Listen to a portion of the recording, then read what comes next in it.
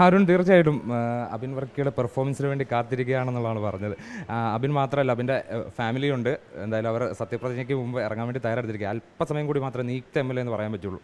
തീർച്ചയായിട്ടും വലിയ സന്തോഷമാണ് വിജയിച്ചു വരുവാനും അതുപോലെ തന്നെ കേരളത്തിൻ്റെ നിയമസഭയിൽ ഒരു അംഗമാകാനും സാധിച്ചത്. അത് ശ്രീ വി ഡി സതീശൻ പറഞ്ഞ പോലെ തന്നെ ദൈവികമാണ്. അപ്പോൾ ആ ദൈവികമായ നിയോഗത്തിലാണ് എന്ന് വിശ്വസിക്കുന്നു. ആറന്മുളയിലെ ഒരു ജനപ്രതിനിധിയായി നന്നായി പ്രവർത്തിക്കാൻ സാധിക്കട്ടെ എന്നാണ് ഞാൻ ആഗ്രഹിക്കുന്നത്. അതിനുവേണ്ടി പ്രാർത്ഥിക്കുകയും ചെയ്തു. ആദ്യമായിട്ട് സഭയിലേക്ക് ചെല്ലുകയാണ്. അത് വൻ ഭൂരിപക്ഷം ഉണ്ട് ഇത്തവണ UDF. അപ്പുറത്തെ ആളുകൾ ഭയങ്കര കുറവാണ്, പ്രത്യേകിച്ച് യുവാക്കളുടെ എണ്ണം കുറവാണ്. അപ്പോൾ പെർഫോമൻസിനെ കുറിച്ച് എങ്ങനെയാണ് ഒരു കൂടുതൽ ആളുകളുള്ളത് കൊണ്ട് തന്നെ സമയം കുറച്ചാണ് കിട്ടുള്ളൂ.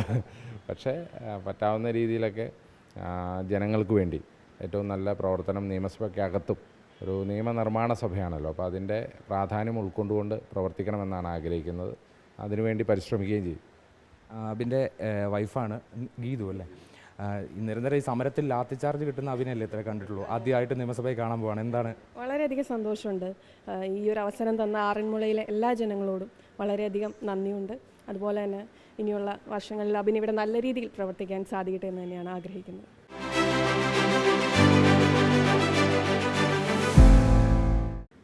കുഞ്ഞുകൂടി ഉണ്ട് ഇത്തവണ ആദ്യമായിട്ട് നിയമസഭയിൽ കയറുമ്പോൾ കുഞ്ഞുകൂടി സാക്ഷിയാണ്. അവനോട് ഒരു കാര്യം ചോദിക്കാനുള്ളത്, ഈ രാഷ്ട്രീയ പ്രവർത്തനത്തിനപ്പുറത്തേക്ക് ചില നിരീക്ഷണങ്ങൾ കൂടി നടത്തുന്നുണ്ട്. ഈ VP അബ്ദുൾ റഷീദ് 2 റൗണ്ടിൽ മുന്നോട്ട് പോകും എന്ന് പറഞ്ഞതിൻ്റെ ഒരു കാരണം എന്താണ്?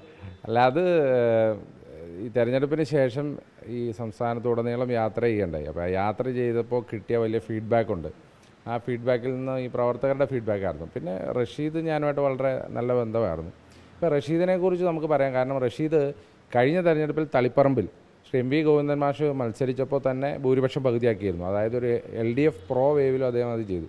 ധർമ്മടത്തിലും അദ്ദേഹം അത് ചെയ്യുമെന്ന് ഞങ്ങൾക്ക് ഉറപ്പായിരുന്നു. കാരണം അദ്ദേഹത്തെ ഒരു കാൻഡിഡേറ്റ് പെർഫോമൻസ് വളരെ മികച്ച രീതിയിലാണ്. അദ്ദേഹം വളരെ മികച്ച ഒരു സ്ഥാനാർത്ഥിയായിരുന്നു. അപ്പോൾ അതുകൊണ്ടൊക്കെ തന്നെ പിന്നെ ഇടതുപക്ഷത്തിൻ്റെ വോട്ടുകളൊക്കെ ഞങ്ങൾക്ക് വരുമെന്ന് ഏകദേശം ഞങ്ങൾക്കൊരു ധാരണയുണ്ടായിരുന്നു. അതിൽ പ്രത്യക്ഷ ഉദാഹരണമായിരുന്നു സർവീസ് വോട്ടുകളുടെ കാര്യത്തിൽ. സർവീസ് വോട്ടുകളുടെയും പോസ്റ്റൽ വോട്ടിൻ്റെ കാര്യത്തിൽ ഭൂരിപക്ഷം ഞങ്ങൾക്ക് കിട്ടിയെന്ന് പറഞ്ഞാൽ കേരളത്തിലെ ഭൂരിപക്ഷം ഉദ്യോഗസ്ഥരും ഇടതുപക്ഷക്കാരാണ്. അവർ തന്നെ ഞങ്ങൾക്ക് വോട്ട് ചെയ്യാനുണ്ടായത്.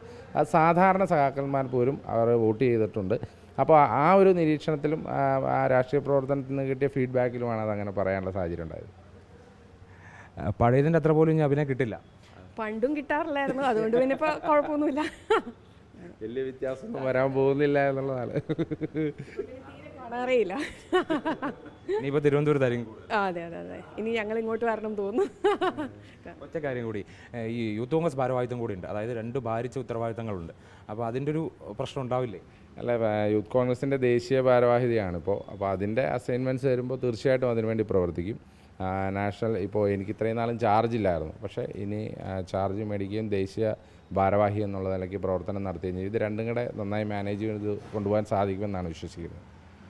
അപ്പോൾ തീർച്ചയായിട്ടും അബിൻ വളരെ ആത്മവിശ്വാസത്തിലാണ്. മാത്രമല്ല കുടുംബത്തെ സംബന്ധിച്ച് ഇനിയിപ്പോൾ അബിനെ കാണാൻ തിരുവനന്തപുരത്തേക്ക് വരേണ്ട ഒരു അവസ്ഥ കൂടിയുണ്ട്. എന്തായാലും എല്ലാവിധ ആശംസകളും. Thank you very much.